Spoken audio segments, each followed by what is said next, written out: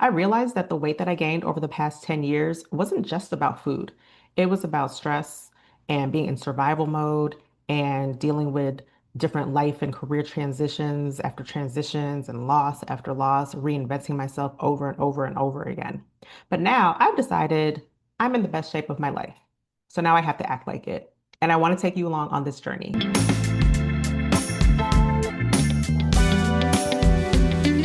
Hey there, I'm Kathleen. Welcome to my channel. I'm a writer, storyteller, and founder, and you can check out my Substack where I write about building a life and career that's aligned with your values with more ease and less chaos through identity shifts and life's transitions.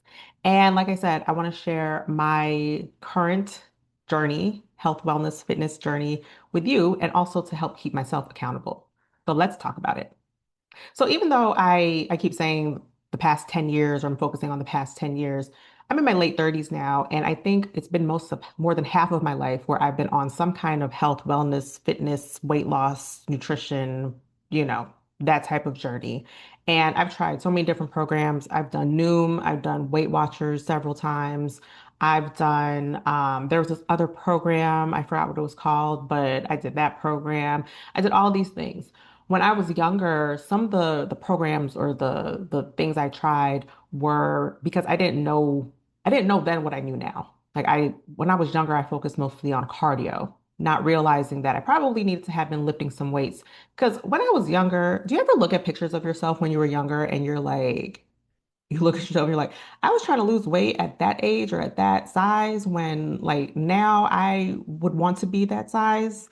Yeah, so sometimes I look at old pictures of myself and I'm like, I would want to be that size now, but probably be more sculpted, which I think that was really what I wanted. I think I didn't know how to articulate that or communicate that then, but that's really what I wanted. I just wanted to look a certain way. And for me, it's not about a number on the scale.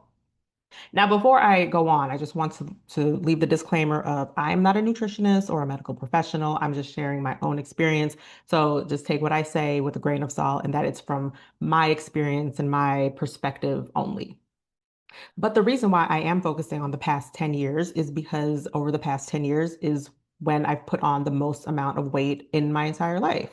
I've gone through so many different life, career, and identity shifts and transitions in the past 10 years. And I was a stress eater or emotional eater. And so during those seasons is when I put on the most weight. I think I put on 40 to 50 pounds. And that's like throughout the 10 years, there have been seasons or periods where I dropped some weight, but then put it right back on. And I will say that I am intentional about saying weight loss or losing weight because with one of the coaches that I worked with in the past, they taught me that when it comes to weight and wanting to weigh less, when you say loss or like, oh, I lost weight, it does something to our brains where now we want to replace what we've lost. And oftentimes that replacement is in the form of more weight.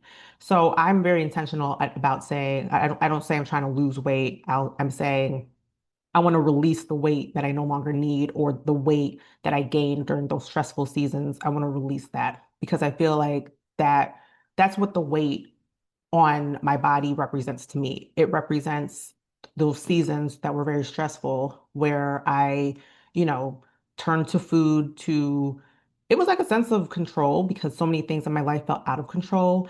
And so at the end of the day, I was like, well, I got to eat. So I'm just going to eat what I want. And so now it's it's wanting to weigh less and look a certain way. It really reflects kind of where I am mentally and emotionally, where I no longer need the weight that I put on that was like protecting me during those seasons that were very difficult. I didn't know how much managing your stress is a big part of it.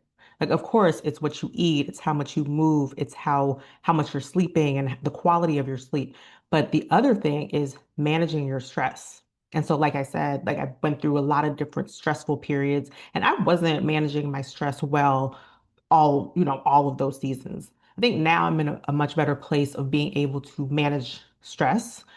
In the past, I didn't manage it well because I just wanted the stress to go away. And I finally accepted that, life is going life. Life does what life does. And so there will be stressful seasons. Even when you live a life with more ease, there will still be stressful seasons. And that's why my brand is about more ease and less chaos. It's not no chaos, which that's what I, wanted in the past. I didn't want any chaos. Now it's like sometimes life has chaos and it's about finding the ease even through that chaos. But the point is that now that I've learned how to manage my stress, I'm in a much better place to be able to achieve my own nutrition goals, fitness goals, health and wellness goals. Because like I said, for me, it's not about a number on the scale. Like I don't have a target number. That was always one of the challenges with, like Noom or Weight Watchers or even in my Fitness Pal. It's like there's always a target number that you're working towards. For me, that does not work because like obviously with muscle being more dense and you could you could change your body composition. You could weigh the same, like the number can be the same, but you could look completely different, be wearing a different dress size or pant size. So for me, it's not about a specific number. It's more so about how I look, how I feel, how my clothes fit, how much stamina I have. Can I go up and down the stairs without going out of breath? Can I get back to walking more than 10,000 steps a day?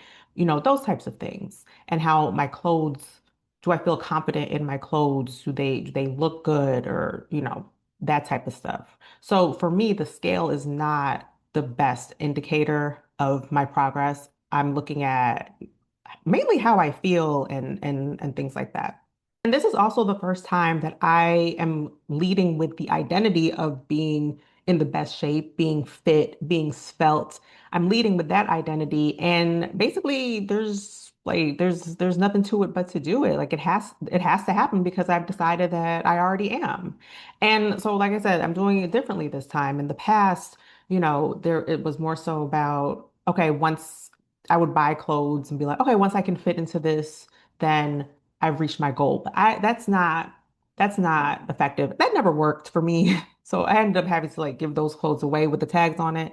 That never worked for me. So this time around, I've decided that it's already done. Even if today that, it doesn't reflect that, it's already done. I've decided. So I'm trying it differently. And so now really I'm focusing more so on the food because what I've learned is I mean you really cannot outwork if you're you cannot work out more than you take in or I mean, you can. No, you can't. I'm thinking like you can eat more than you're using, and that's how you gain weight. Because my issue used to be is I would know how to like drop the weight or gain the weight. I didn't know how to maintain it. Now I'm in a place where I've learned how to maintain my weight, but because in order to look how I want to look and feel like how I want to feel, I will need to weigh less. I need to learn how to do that, and that's by being in a calorie deficit. And for me, I'm learning, I'm realizing, I need to meal prep more than once a week. I usually only meal prep once a week. And then towards the end of the week, I use like freezer meals or quick meals, or I'll get takeout. So now I'm realizing and accepting that the version of me who's already in the best shape of her life, she probably cooks more often than not. I don't experience food noise. I am often thinking about my next meal in terms of like, okay, what am I going to cook or what am I going to eat? Do I have to go get something? Do I need to go to the store? Do I already have it? Do I have enough? I'm usually thinking of it in those terms. But from what I understand about food noise is that you might be eating and you're thinking about, a dessert that you're going to have later on in the week and again, I'm not an expert on this. I'm not a nutritionist, but sometimes with food noise, you keep eating past your point of fullness. So I don't necessarily have that. Like I said, it was more so stress. And now that I have a better handle on managing my stress, now I can focus on changing my relationship with cooking more than once a week. I, but I would love to know if you are also on a journey of, wanting to way less and doing it through how you eat and movement, managing your stress and all of those things. Let me know in the comments where you are in your journey. Maybe we can support each other and hold each other accountable because, like I said, this will probably be a weekly series so I can hold myself accountable. And I would love to find other accountability partners. So let me know in the comments. So make sure you subscribe to my channel so that you can keep track or so that you can follow this series. And thank you so much for watching. See you next time.